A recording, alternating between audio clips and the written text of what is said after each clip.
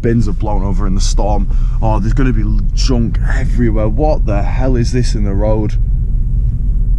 Oh, it's blown the freaking door off. I can't believe this. It ripped it completely off both hinges. I've straightened them out and taken the screws out, but it was honestly, it was completely bent the other way. You can see the bend in it on both of them. You can see the doors just absolutely destroyed. Like here, as you can see here, that's where it's probably slammed against the floor over there, and there's another one over here as well.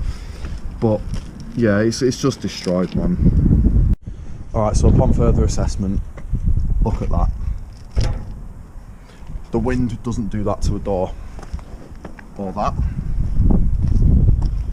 or that, or that, or that. Now the door itself, as it was stood on here, it's upside down, so if you flip it 180 degrees, that was at the bottom there.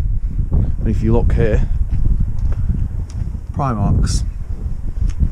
Someone's pried the door open, hence why they're still locked, and literally rips it out of the holes. I'm so disappointed, because all the time and money I've invested into this has just gone to waste. This is the second time in 2 months that this has happened. It happened on the day that I picked the Arosa up, and it happened obviously last night. I genuinely think they've just undone the screws after they've tried prying it. They thought, no, I'm not going to do it. They've seen the screws and genuinely just undone it, gone in, just seen, oh, there's a car that's not really worth much in there, and just a load of junk that I've not had time to take to the tip, because that's not done yet, and I'm not doing it in that. There's no way I'm doing it in that.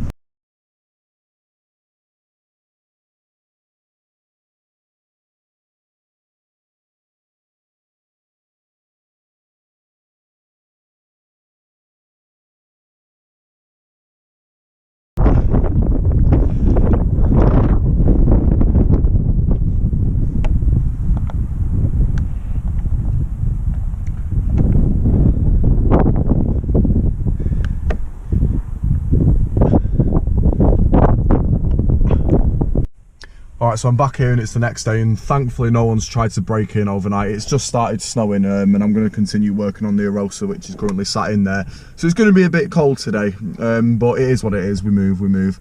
But yeah, you can see the damage on the door. It doesn't particularly look nice. I'm just going to try and straighten it out as much as I can and dab a little bit of paint over if I've got any left, which I don't even think I do, to be fair.